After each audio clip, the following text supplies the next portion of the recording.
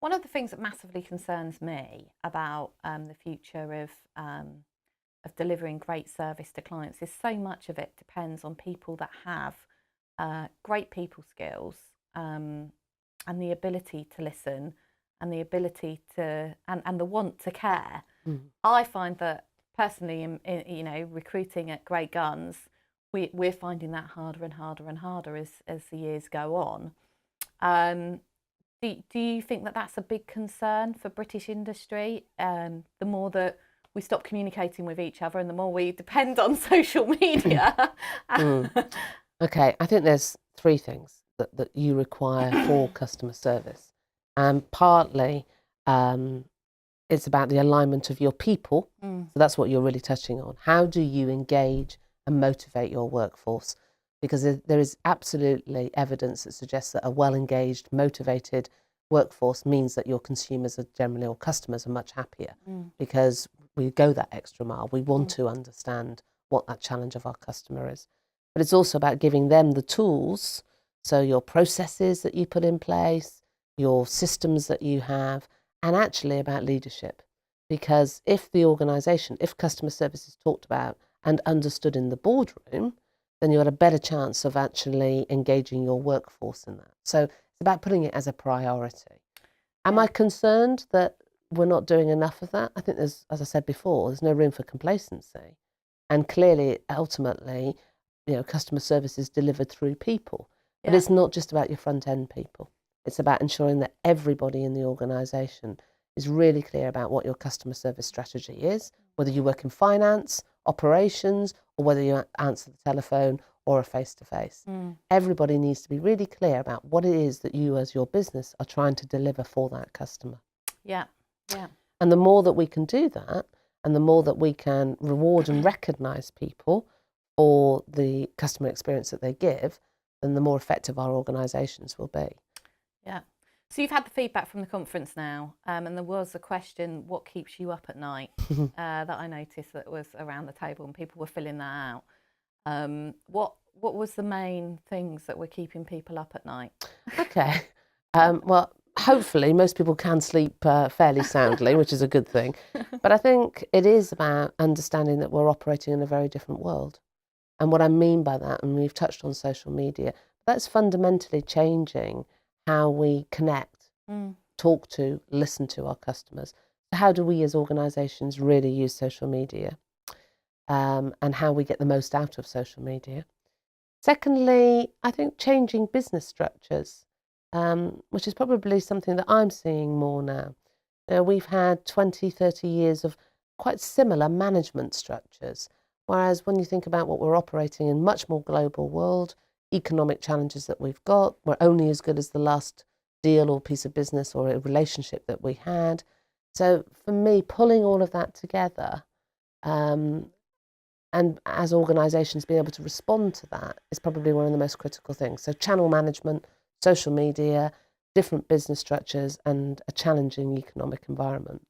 So I would suggest that a lot of the feedback I get is that those are the things that potentially are keeping us all awake at night. How we use technology to enable, not for it to own us. Yeah. Yeah. Do you think, we've had, 3 years now, coming into our third year of difficult economic conditions. The presumption is that we must have improved, and you've seen it with your UK CSI. Do you think that's linked, the fact that we've improved customer service because it's a much more competitive environment because people have got less money? Absolutely. I think if you look again back to the retail sector, one of the most highly competitive sectors, the top 5 performers, except for John Lewis and Waitrose, who do outperform the pack, are very, very close in terms of their levels of satisfaction that they give. And there is a realisation that in very competitive environments, actually, you've got to differentiate yourself, as we were saying. Yeah, but that's interesting, isn't it? Because John Lewis and Waitrose are probably, the assumption is that through recession you buy, you make price decisions, whereas they're clearly not the cheapest retailer out there. You'd think if we were all skint, we'd be going to Asda and not and not John Lewis or Waitrose. I know you know the guys there quite well. How do they, how do they handle that? Because their growth's been massive. They've paid out huge bonuses this year. A great success story. Well, I think it comes back again to us as consumers. Yeah. One of the big things that's changing in terms of our tastes is that we want choice. Yeah. So, and we want quality. Yeah. And interestingly enough, although John Lewis and Waitrose are performing extremely well and they are a more premium brand, you look at the customer satisfaction levels for, well, you would think perhaps are not a strong customer facing or not as strong a premium brand in terms of their pricing, that has also improved. So what I think you're going to see is a narrowing of the gap, but it's about choice. So we may not shop as much, but we will still buy certain things that we want to from a premium price, and other things we might actually buy from a more value for money end of the market. Yeah. But the issue for me is that whatever side that you're actually, and whether you're in a luxury brand or whether you are in a more price orientated, you now have to be really thinking about your customer service. Do you think that, I mean, certainly the way we've changed in the last few years is that when we value bringing a client on, we don't value on the first acquisition. So the first time they buy from us, we now value on, looking at keeping them for a minimum of 3 years, and then accredit the value in our CRM to what that client's worth, and so the lifetime value. The lifetime value of the client. Do other organisations do that? I mean, would Waitrose do that? Would they see a new client come through the door and go, right, over the next 3 years, that client's going to be worth 30 grand to us, so this is how we're going to serve them based on that? I think organisations generally are looking more about the lifetime of a client. And, we talk about loyalty. Yeah. So am I loyal to a particular brand? And I think that's a really interesting area, because there's mixed views actually over loyalty. There is, and the reason why there's mixed views is that because now there is more choice, we're more likely to change if we don't get that service. So I think the point is we are loyal as long as we continue to get the service that we expect. And that puts more pressure on us as organisations to make sure that our service delivery is as good every time that we can possibly expect. Now, the likes of people like John Lewis and Waitrose spend a lot of attention to actually delivering that, and also resolving, and that's another key thing. If you have a problem, because not everything's perfect, as we said, it's how we resolve that quickly, promptly, and the experience, again, that we have. So, would I choose to shop in X or Y?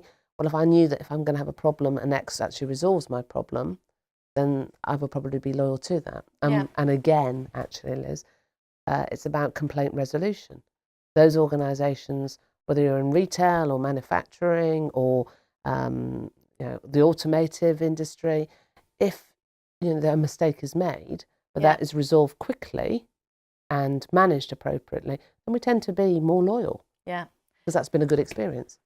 I'm going to finish with one last question, because this issue of loyalty. Can you talk about the top 3 things of how you create brand loyalty?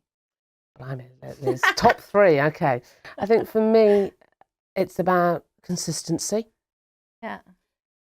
Doing what you say you're going to do and delivering on that. Making and keeping promises. Yeah. Yeah. And I think having a really clear strategy from the boardroom right to the front end delivery, and respecting that everybody in the organisation, whatever position you have, has a part to do in delivering that customer experience. Yeah. It's interesting, isn't it? Because Apple don't do, well, I don't know much about Apple, but for me, the whole brand loyalty is about the product with Apple. But, because you rarely experience the customer service side of it. I don't think I've ever spoken to anyone at Apple. I buy the product through O2, which, to be fair, it's not necessarily a great experience ever. And but I want Apple because I love the product. The product has only product with built-in accessibility. It suits me fantastically being blind, but it's also the best fashion statement out there. And I'll always buy Apple because it's just one of those it's just one of those things. And I think John Lewis has achieved that, but then they've been able to wrap around the people to make that experience. And like you were saying about empowering individuals, you know, if you've got a problem at John Lewis, your person in front of you can usually sort it out. Absolutely. And for me, yes, we want the product, but if that product wasn't performing as good as you wanted it to, you would go elsewhere. Yeah, well, yeah, or you'd get the next upgrade. Yes, well, precisely. Yeah. Yeah, but for me, therefore, we want experiences. And one last thing I would say to that, Liz, is that if you look at the ROI research that we've done, it's all about the experience. Yeah. And it's all about, I mean, a quick example of this was Eurostar. The case study for Eurostar, they didn't ask their passengers when they surveyed them, did it arrive on time? Was it clean? Was the guard friendly? They asked their people, what was the experience like? And they trained and developed their people to say, there's a 60-year-old person having a birthday party on this train. Imagine it's your mum. And that's that level of engagement. Because ultimately, we need to be able to connect. And we need to be able to connect on a personal basis. But this comes back to this whole empathy and listening skills thing with people. And I don't know how whether you've watched Jamie's Dream School at all. But the biggest issue they have with these kids that aren't functioning well in the classroom is the inability to listen. The biggest problem I have with recruitment of people, when we have 15 people in a room that we do a group role play with, and then out of that we interview the best ones and then put those ones on trial. And out of 15, we'll be lucky if we get one new recruit. And these are people put forward through agencies as people that should have a great telemarketing background. And the constant feedback that I hear from listening to role plays is people don't listen. They don't listen to each other. They're jumping in, talking over one another, not really processing the information that they're being given. And that's really the question that I was asking. Are UK employers worried about that? I think that there is evidence of that. But for every example of that, there is also some great skills and some great people coming through. And I guess the challenge is as employers, what do we put in place to support our people in terms of their development and their growth? What you're talking about for me is having really good management, really good development programs, really good personal development. Isn't this more programs. basic than that? Because aren't we talking about, I mean, could you, for example, when you got your first job, were you taught to listen in the home?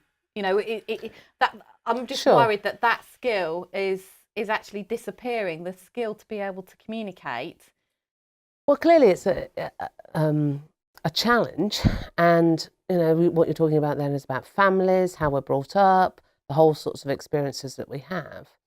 And my personal belief is that going forward, we'll still need to be able to have the basic social skills of being able to have a good conversation about things. Do I think we've lost that art? No, I'm probably not as negative about that. and I, you know, maybe that's about my positive outlook. When I look at, and if you look at, you mentioned Jamie's school, look at Michel Roux, and he took a group of people, young people, and put them through that experience. And if you watch that program, how they grew, how they developed, what their commitment was. So I think it's possible. I think that we all have to work hard at it. And I think I would hope to remain positive. But we need to take the raw ingredients and shape that going forward. Yeah. Well, Jo, thanks. That was brilliant. Thank you. Great words of wisdom. Thank you very much, Liz. Thank you.